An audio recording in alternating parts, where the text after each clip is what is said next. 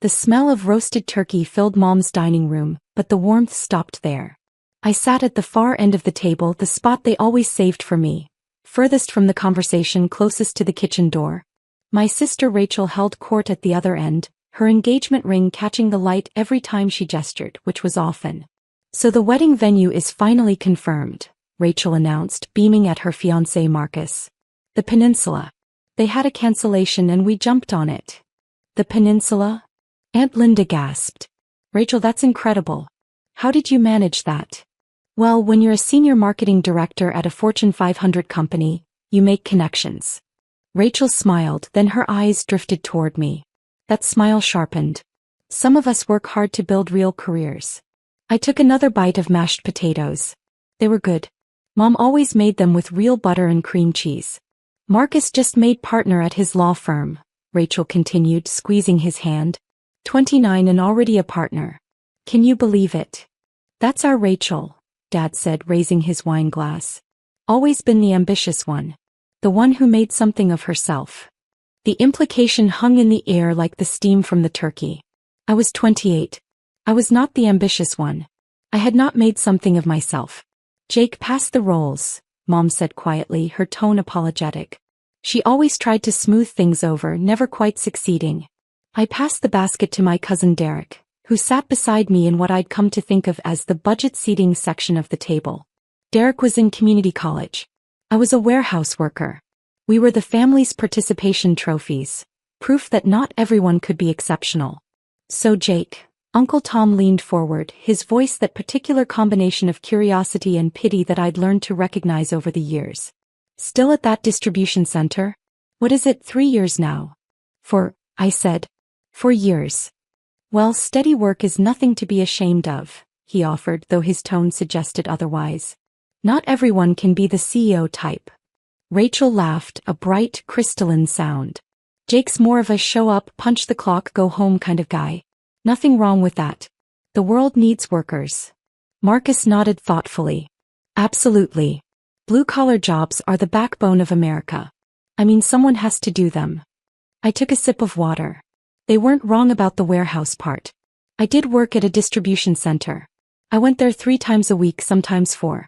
Of course, I went there because I owned it, along with 14 others across the West Coast. But they didn't need to know that. "Jake's always been the practical one," Mom said, and I could hear the defeat in her voice. She'd given up defending me years ago, settling instead for this lukewarm acknowledgement of my existence. Not everyone needs to be in the spotlight. "Remember when he wanted to do that computer thing in college?"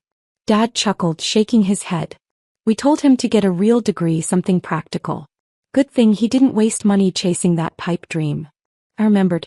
I'd wanted to study computer science at Stanford. They'd refused to pay, said it was a waste, that I should go to state school and study business like Rachel. So I'd gone to community college for a year, worked nights, taught myself to code. Built my first app in a studio apartment that smelled like cigarette smoke from the neighbors. That app was now the foundation of a logistics optimization platform used by 43 of the Fortune 500 companies. The warehouse job. I'd started working there to understand supply chain pain points from the inside. Then I'd bought the company. Then I'd bought 13 more. "Rachel got the brains in the family," Aunt Linda said, smiling at my sister. "What's your salary now, honey?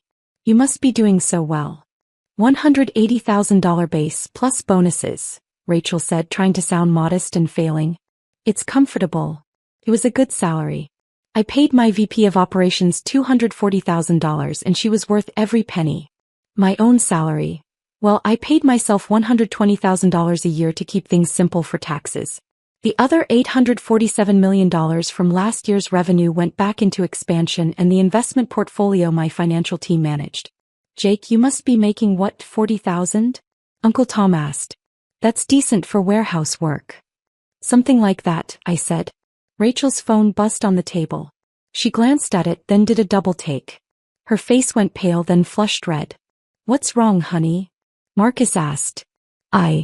She stared at her screen, her mouth opening and closing. "There's a Forbes alert." "Oh, did they announce something about your company?" Mom asked, brightening.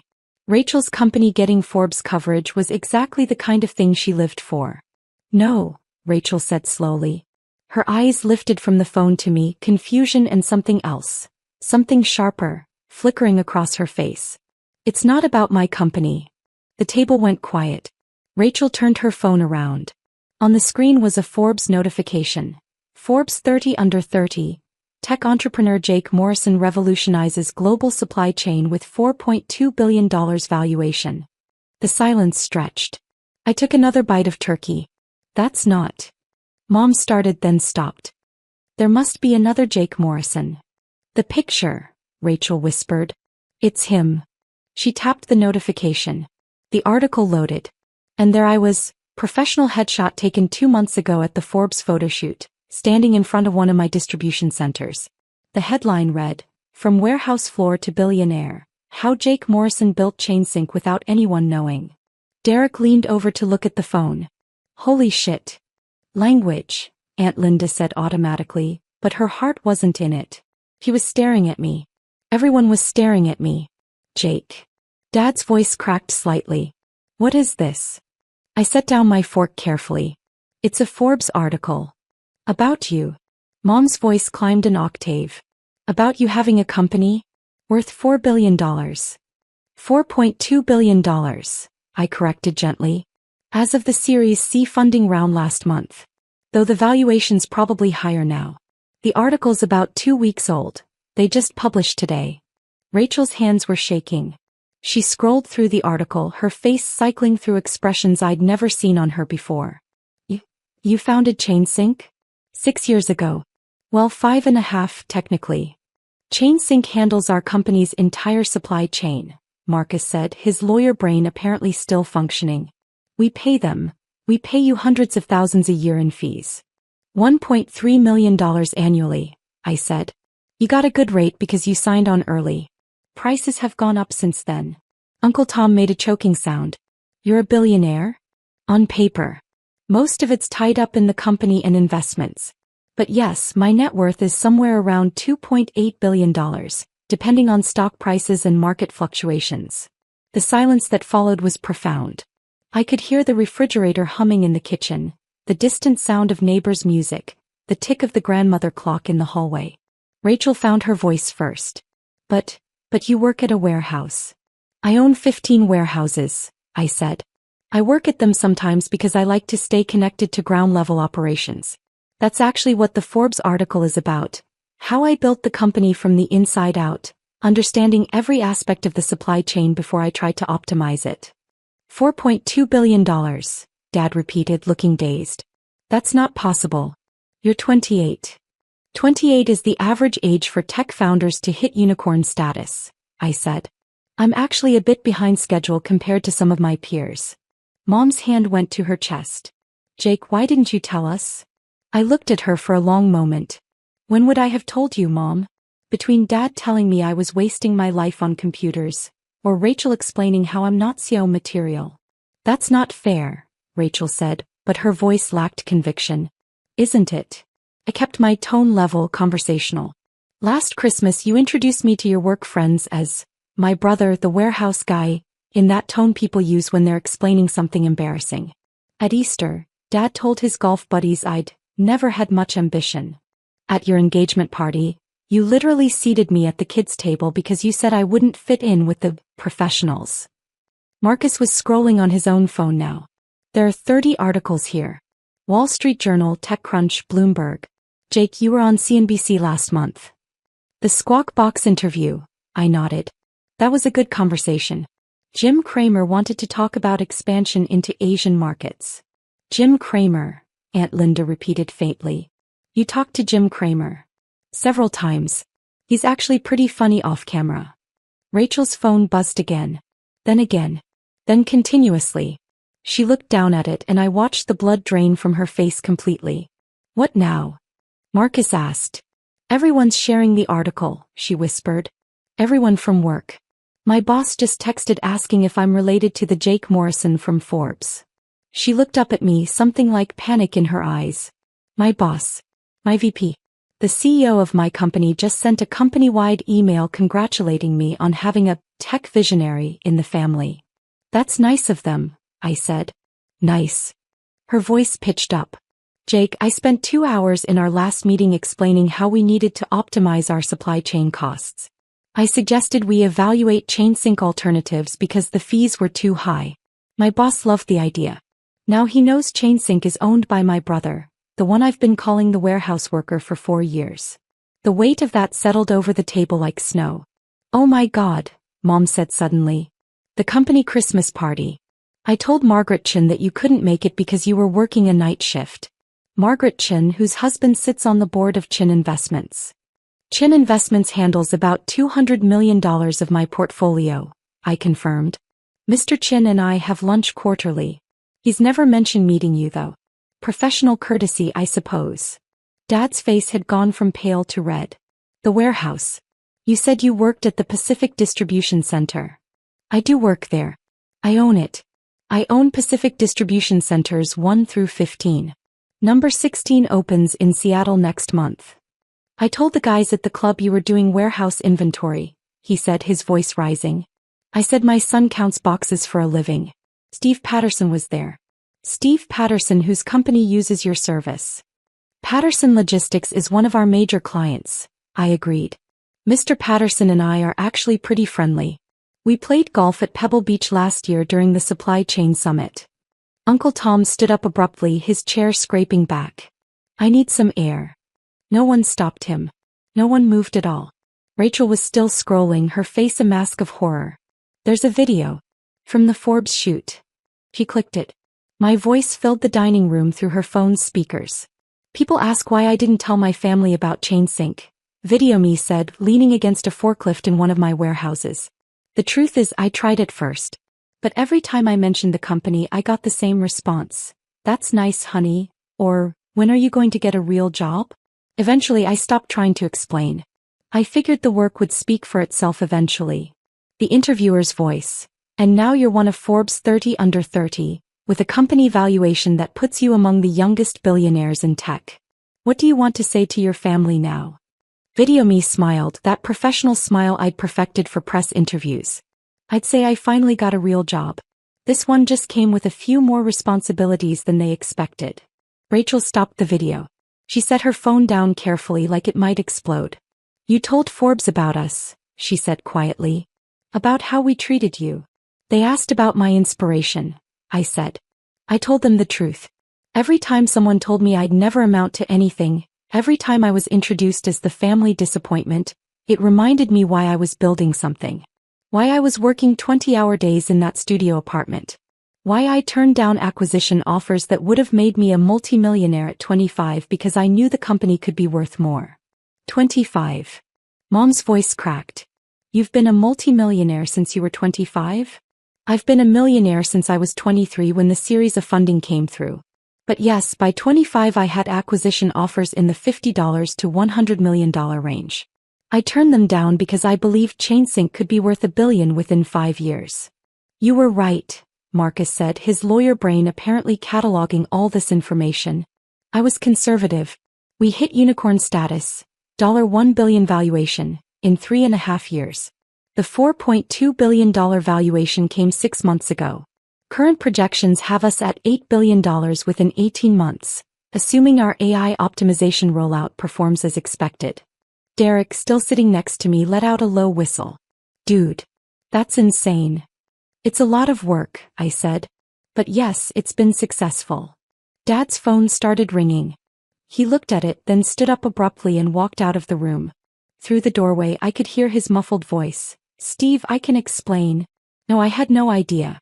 Is that Jake Morrison? Yes, I know what I said at the club. Mom was crying silently, tears running down her face.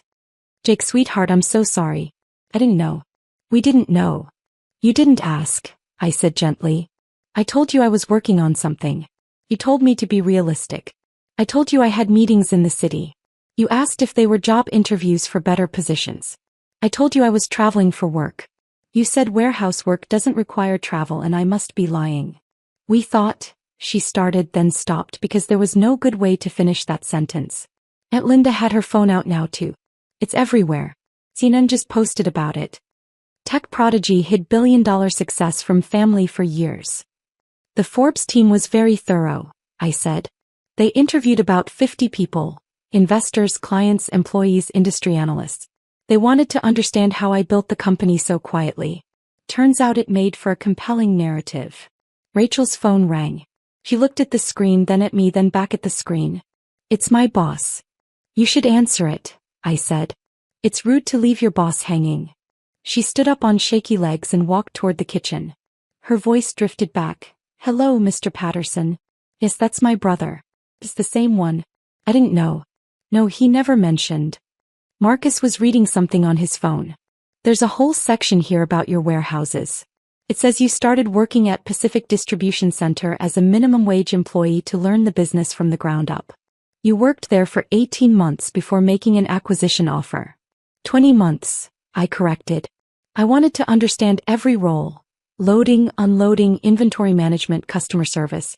The owner was planning to retire and I made him an offer he couldn't refuse.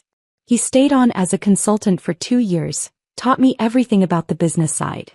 How did you afford to buy a warehouse at 24? My first app, the one I built in community college, sold to a mid-size logistics company for $8 million. I kept $2 million for living expenses and invested $6 million into building ChainSync's initial platform. The warehouse purchase came later, after series of funding. $8 million, Mom repeated numbly. When you were 19? 20. It was right after my birthday. And you never told us. It wasn't a question. I tried to tell you. You told me I was being scammed, that no one pays millions for apps, that I needed to focus on getting a steady job with benefits. The silence that followed was broken by Dad returning to the dining room. His face was ashen. Steve Patterson just informed me that you're not only his logistics provider, but you saved his company from bankruptcy 3 years ago by restructuring their entire supply chain. It was a good turnaround project, I said. Patterson Logistics is much more efficient now. He wants to meet you. Properly. He invited us to his house for dinner next week. Dad sat down heavily. Jake, I've been telling everyone at the club that my daughter is the successful one. That Rachel is the one who made it big while you were working in a warehouse, I finished. Which was true. Just not the whole truth. Rachel returned from the kitchen. She looked like she'd aged 5 years in 5 minutes. My boss wants me to arrange a meeting with you. He wants to discuss expanding our contract with ChainSync and possibly investing in your Series D funding round. We're not doing a Series D, I said. We're cash flow positive and don't need external funding anymore. But I'm always happy to discuss contract expansions. Have him email my assistant. The contact information is in the Forbes article. Your assistant, she repeated. You have an assistant. I have 3. One for scheduling, one for communications, and one who handles the technical aspects of my travel and equipment needs. Plus about 400 other employees across all the facilities and the headquarters. Marcus was still reading. It says here you live in a $3.2 million loft in the city. $2.8 million. Forbes inflated the number slightly. Though property values have gone up, so they might be right now. We thought you lived in an apartment in the warehouse district, Mom said faintly. I do live in the warehouse district. That's where my loft is. I bought and renovated an old industrial building. It's convenient. I can walk to the main distribution center in 15 minutes. Why? Rachel's voice broke on the word. Why did you let us think you were poor? That you were barely making it? I looked at her for a long moment. I didn't let you think anything. You decided what you wanted to believe and I stopped correcting you. Every time I tried to share what I was building, I got condescension or dismissal. So I stopped sharing. But billions of dollars. It's not about the money, I said. It was never about the money. It was about building something that mattered. Something that actually solved problems. Do you know how much waste there is in global supply chains? How many inefficiencies? I built something that fixes that. The money is just a side effect of doing it well. Uncle Tom returned from outside looking shell-shocked. My neighbor just called. He saw the Forbes article. Wanted to know if I was related to Jake Morrison. He looked at me. I told him no. I told him I didn't know any billionaires. You can tell him yes next time, I said. I don't mind. Aunt Linda had tears in her eyes. Jake, the things we said. The way we treated you. You treated me like you saw me, I said simply. I understand. Success is hard to imagine when you can't see the work behind it. You saw a warehouse worker. You didn't see the platform I was building, the code I was writing, the meetings I was taking, the company I was growing. Dad's phone rang again. He looked at it and groaned. It's Bob from the club. You might want to answer it, I said. Bob Carter runs Carter Industries, and they're considering switching to ChainSync from their current provider. He might want an introduction. Dad stared at me. You knew Bob Carter was. Dad, I know everyone at your club. Half of them are clients. The other half are potential clients. Why do you think I never accepted your invitations to join you there? It would have been awkward explaining why the CEOs kept pulling me aside for business discussions. He answered the phone with shaking hands. Hello, Bob. Yes, that's my son. I'll see what I can do. Rachel sat back down at the table. Her engagement ring no longer seemed to catch the light quite the same way. The article says you're speaking at the Global Supply Chain Summit in Singapore next month. Keynote address. It's a good opportunity to announce some new features we're rolling out. I was going to go to that summit, she said quietly, as part of my company's delegation. I know. Your company signed up 3 months ago. They're one of the sponsors. You knew I'd be there? I knew your company would be represented. I assumed you might be part of the team. Were you going to tell me then? When you saw me there? I considered the question. Probably not. I would have given my keynote, taken some meetings and flown home. Whether you made the connection or not would have been up to you. That's cold, Marcus said, but there was no heat in it. Just observation. Is it? I asked. 4 years I've been the family embarrassment. The one who didn't make it. The one who wasn't worth including in the important conversations. I built a company anyway. I succeeded anyway. I didn't do it for your approval, I did it because I loved the work. The Forbes article coming out today wasn't my choice. They decide publication dates. But I'm not going to apologize for what I built. Mom was crying harder now. Jake, we love you. You know that. I know you love the idea of me, I said gently. I'm not sure you've ever loved the actual me. The me who wanted to study computers instead of business. The me who saw potential in supply chain logistics. The me who was happy working in a warehouse because I was learning something valuable. That's not fair, Rachel said again, but even she didn't sound convinced. Maybe not, I agreed. But it's true. My phone buzzed. I glanced at it. I need to take this. It's my lead investor. You have an investor calling you on Thanksgiving? Dad asked. Investors don't really observe holidays when there's money involved. I stood up. Excuse me. I walked outside to the back patio, answering as I went. Harrison, happy Thanksgiving. Yes, I saw the Forbes piece went live. No, I'm not concerned about the family angle. It's honest. The response has been strong. Good. Set up the meetings for Monday. I'll be back in the city by then. Through the window I could see my family sitting around the table, all of them on their phones now, probably reading every article about me they could find. Learning about my life from journalists and industry analysts instead of from me. Yes, the Singapore keynote is still on schedule, I continued. I've already finished the presentation. Potential acquisitions? I'll review the prospectus, but we're not in a hurry. Talchin, I'll meet him for lunch on Tuesday. Yes, same place. When I hung up and returned inside, the atmosphere had shifted again. They'd moved past shock into something else. Calculation maybe. Or recalibration. Jake, Dad said, his voice careful now, measured. We should talk. Really talk. About everything. We are talking, I said, sitting back down. We're having Thanksgiving dinner. You know what I mean. About your company. About your success. About. He gestured vaguely. Everything we didn't understand. What's there to understand? I built a company.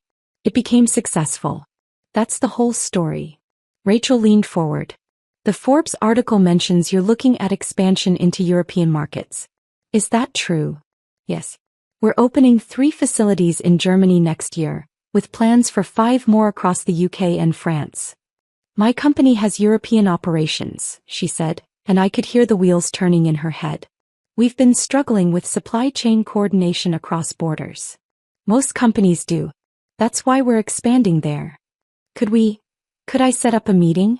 Between you and our European division heads. I looked at her carefully. You want to arrange a business meeting with me? Yes. This could be huge for my company. For my career. Ah. I nodded slowly. Now I'm worth knowing. Now I'm worth introducing to your colleagues. When there's something in it for you. She flinched. That's not. Isn't it? Kept my voice level. For hours ago you mocked me for working in a warehouse. Now you want to use my success to advance your career. That's exactly what it is, Rachel. And that's fine. That's business. But let's call it what it is. Jake, that's not fair, Mom protested. Mom, I love you. I love all of you. But fairness isn't really the issue here. I stood up again. I'm going to head out. You're leaving. Dad stood too. But we haven't had dessert. And we need to talk more about this. There's not much to talk about.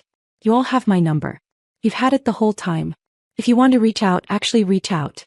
But I'm not going to sit here while you all calculate how to benefit from my success. That's not what we're doing, Aunt Linda said, but her voice was weak. Aunt Linda, you've been texting someone for the past 10 minutes. I'm guessing it's someone who wants an introduction to me. Uncle Tom left earlier to call his neighbor back. Marcus has been researching how to invest in Chainsync. Dad's gotten 3 phone calls from his club. And Rachel has already asked for a business meeting. I grabbed my jacket from the back of my chair. I understand. I really do. But I'm not interested in transactional relationships with my family. Jake, please. Mom stood reaching for my hand. Don't go. Not like this. I squeezed her hand gently. I'm not angry, Mom. I'm really not. But I need you all to understand something. The Forbes article changes nothing about who I am. I'm the same person I was this morning. I built the same company. I did the same work. The only thing that changed is that now you know about it. We want to be part of your life, she said, tears streaming down her face. Then be part of my life. Not part of my success. Not part of my business. Part of my actual life. The one where I still work in warehouses sometimes because I like understanding how the products move. The one where I drive a 6-year-old Toyota because it's reliable and I don't care about status symbols. The one where I'm still the same person you thought wasn't worth including in the important conversations. I walked toward the door. Rachel called after me. Jake, wait. I'm sorry. I'm really genuinely sorry for how I treated you. I turned back. She was standing now, and for the first time all day, she looked genuinely distressed rather than calculating. I believe you, I said. And I accept your apology. But Rachel, I need you to understand something. Success didn't change me. Money didn't change me. I'm the same person I was when I was living in that studio apartment eating ramen and writing code at 3 a.m. The same person I was when I worked minimum wage at the warehouse. The same person I've always been. You just couldn't see it because you were looking at what I had instead of who I was. I see it now, she whispered. Do you? Or do you see $4.2 billion? She didn't answer. I walked out the front door and got into my car. That 6-year-old Toyota still running perfectly well. My phone was buzzing constantly now. Messages from employees, investors, other family members who'd seen the Forbes piece. A text from my VP of operations. The article looks great. Ready for the Monday morning press marathon. I texted back, ready. See you at 6. Because that was the thing they'd never understood. The money was nice. The success was gratifying. But what I actually loved was the work. The problem solving. The optimization. The elegant code that made complex systems run smoothly. The satisfaction of seeing a warehouse operate at peak efficiency because I'd designed the flow correctly. Forbes had captured that, actually. The article was about more than my net worth. It was about the philosophy of building something from the inside out. About understanding the problem before you try to solve it. About the value of doing the unglamorous work that nobody sees. My family had read the headline and seen the valuation. They'd missed the actual story. Maybe someday they'd go back and read it for real. Read the part about the 20-hour days. The failed prototypes. The clients who took a chance on an unknown startup. The employees who believed in the vision. The slow, grinding work of building something that mattered. Or maybe they wouldn't. Maybe they'd stay focused on the number, $4.2 billion, and miss everything else. Either way, I had work to do. Singapore wasn't going to prepare itself for, and the German expansion needed my attention. The Series C investors wanted quarterly reports. 3 major clients were waiting for contract renewals. The AI optimization rollout required my final approval. I pulled out of my parents' driveway and headed back to the city. My phone rang. Unknown number. I almost didn't answer, but something made me pick up. Mr. Morrison? This is Patricia Chen from Forbes. I'm following up on the article response. Do you have time for a few quick questions? Sure, I said, merging onto the highway. The article has received extraordinary engagement. Over 2 million views in the first 4 hours. Your story about hiding your success from your family really resonated with readers. Can you tell me, do you have any regrets about keeping it secret for so long? I thought about it. About the Thanksgivings where I sat at the far end of the table. About the family gatherings where I was introduced as the warehouse worker. About the subtle and not so subtle dismissals that had accumulated over the years. No regrets, I said. It taught me something important. That external validation doesn't matter. What matters is doing work you believe in, building something that has value, and staying true to your vision even when no one else can see it. My family couldn't see what I was building. But I could. And that was enough. That's a great quote. Can I use it? Sure. One more question. Now that your family knows, what happens next? I watched the city lights appear on the horizon, the skyline I'd come to know so well over the past 6 years. Somewhere in that cluster of buildings was my loft, my office, my warehouses, my life's work. Now, I said, I get back to work. The same work I've been doing all along. Nothing changes. Thank you, Mr. Morrison. Enjoy your holiday. I hung up and smiled. Guess it was true. Nothing had changed. I was still the same person. Still building the same company. Still solving the same problems. The only difference was that now, when my sister introduced me to her colleagues, she'd have to think of a new way to describe me. I was fine with that. In fact, I was better than fine. I was exactly where I wanted to be.